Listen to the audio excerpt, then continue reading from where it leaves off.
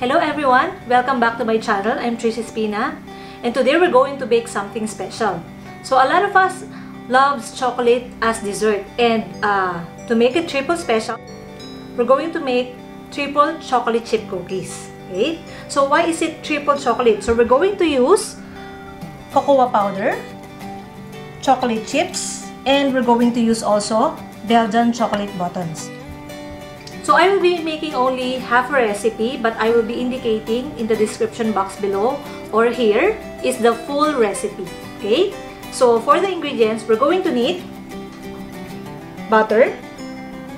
We're going to use both brown and white sugar, egg. We're going to use two kinds of flour. We're going to use all-purpose flour and cake flour. We're going to use also two types of cocoa powder. But if you want to use only the Dutch processed cocoa powder, it's okay. I like using this Dizan black cocoa powder because it makes my cookies turn into very dark chocolate brown in color. Okay, so we're going to add also cornstarch, baking soda, and salt. Okay, so as fillers for our cookies, we're going to need chocolate chips, chocolate buttons, and of course, walnuts. So if you don't like walnuts, if you want to put pecans or almonds or cashew, it's up to you if you want.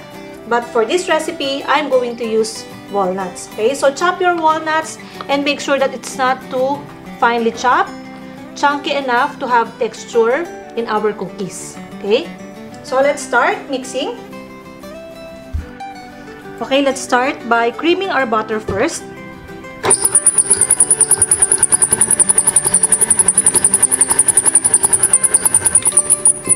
So make sure that your butter is at room temperature. Okay, and then add your sugar.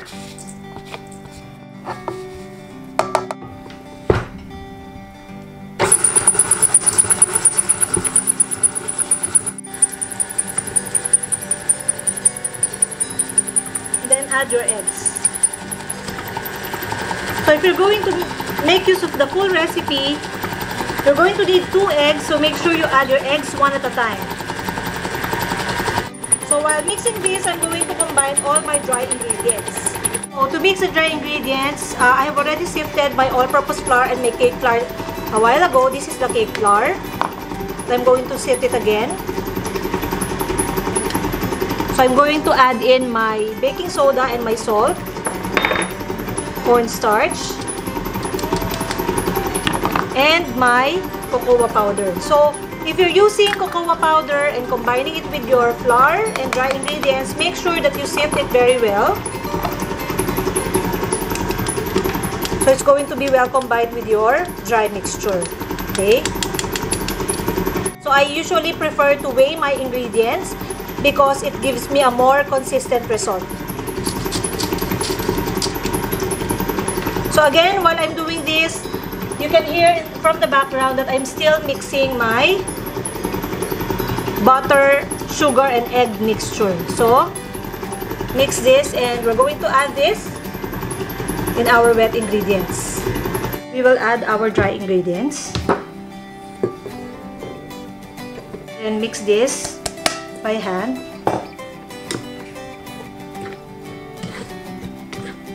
To avoid the flour from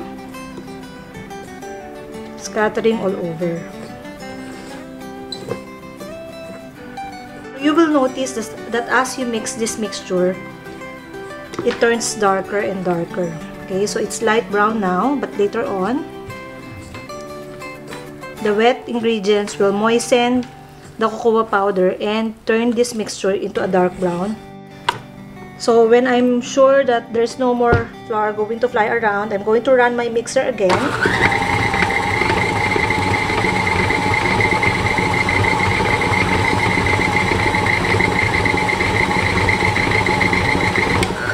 And then I'm going to add my nuts and my chocolate chips. Do not overmix. Turn it off because I don't want to overmix my dough. And we're ready to assemble. I will divide this dough into two and show you how to bake this in two different ways. Okay, so you might notice that I did not put my chocolate buttons. Okay, the original recipe of this one is you have to weigh it to have a 6 ounce, and then you will bake it at 410 degrees for 12 to 13 minutes. But I'm not going to make a 6-ounce cookies because it's going to be too expensive for my clients. Okay, so what I do is I use my ice cream scooper. Scoop your dough just like an ice cream, flat like that, so you have consistent sizes of cookies every time. And then I'm going to put it on my lined cookie sheet. So this is 6 pieces. In another pan, I'm going to do the same.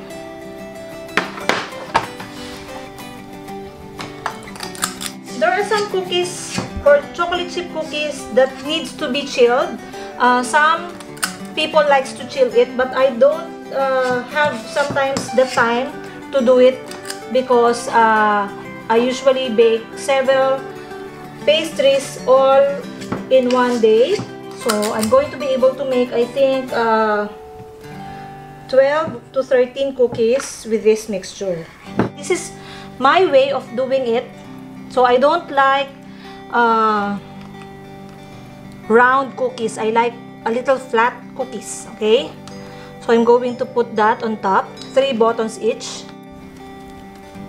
So this one I usually put 3 pieces each to make sure that each cookie equally has 3 pieces of buttons. Okay, and then I'm going to use a cling wrap. Okay, so a saran wrap or a plastic wrap, and then press it with the palm of my hands like this.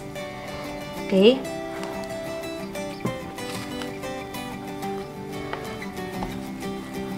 so don't press it too thinly because I want still to have a cookie with a soft and chewy insides. So if you're going to press it too thinly, it's going to create a very, very thin cookies later on.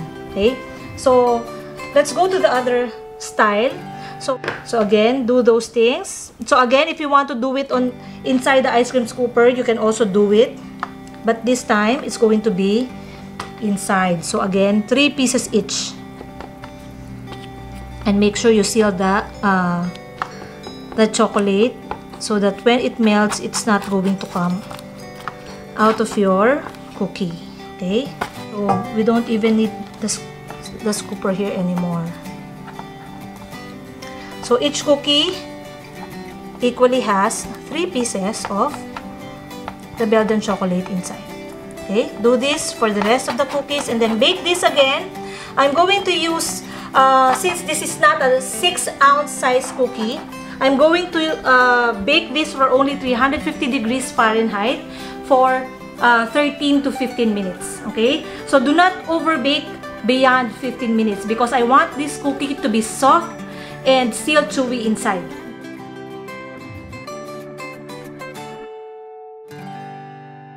Okay, so after 15 minutes in the oven, make sure that your cookies are not shiny anymore. Okay, so you will notice that it's dry on top. Okay, so the dough is dry on top.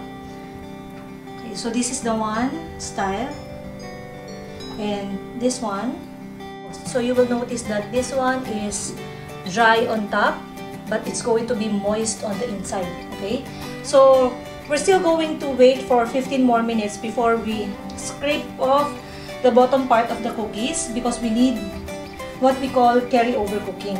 Okay, make sure that you keep your cookies on your cookie sheet while it's still hot for 15 more minutes. Okay, so before taking it out of your cookie sheet because it needs the extra time to have what we call the carryover cooking. Okay, so it's still hot inside and the heat of the pan will still cook your cookies even further because it stays in the oven for such a short time and the insides will cook even further if you cook, if you just leave it there. Okay, so wait for it to cool down before taking it out, and I'm going to show you later what it looks like. Okay, so this is how it looks like when you're done baking. Okay, so this one is more round, okay, and this one is more flat, but look at the size. So for illusion of having a larger cookie but the same amount of cookie dough using the same scooper, if I'm the client, I would want to have this cookie because it looks like this cookie is small, right? That's why I like using this style. Okay, but the problem with this cookie is whenever I pack this and I have jars, I usually stack them together. Okay, and it sticks to the bottom of the other cookie. That's why I put usually a wax paper here in between the cookies whenever I pack them. Okay, so this is how I pack them. Okay, so for this one, you don't have any problem of the chocolate sticking together. So this is better if you stack it up whenever you're thinking about your packaging strategies. Okay, so let's look at the inside of the cookie. So this is so moist inside. This is actually very good, but when you split it, the chocolate is not there inside. Okay, but don't worry, it's going to be very, very good. It's crispy on the outside, yet chewy and so moist on the inside. Okay, so this is one of the best seller I had before, but now during the pandemic, I think people are much more into budgeting. That's why this is not a popular product for me now, kasi medyo expensive to. This is a little bit expensive when you sell this, okay, because of the Belgian cookie. Let me check this one. Okay, so we're going to check this one. So I hope you can see that when you split it, so see the beautiful chocolate inside. Okay, so ganda niya tignan, di ba? So you will notice that the chocolate here is much more appetizing because you can see the melting chocolate inside. Okay, so that's the beauty of Belgian chocolate. You can see how it looks gooey and how it looks more chocolatey. Okay, so if you want to use more Belgian chocolate, you have the budget for it, and if your market is up for having a higher price cookies, so you may do so. Add more Belgian chocolate. Skip the chocolate chip and use all Belgian chocolate is also good. Okay, but I find it hard to sell it. But for home consumption, I suggest you use all Belgian chocolate. Okay. So good. And that's why a lot of people like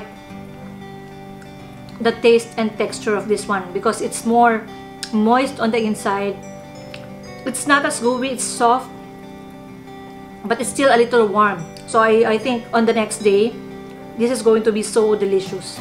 So I can feel the bits and pieces of the walnut is really awesome with the chocolate. It's crispy on the outside, soft and chewy on the inside. So make sure to try this out.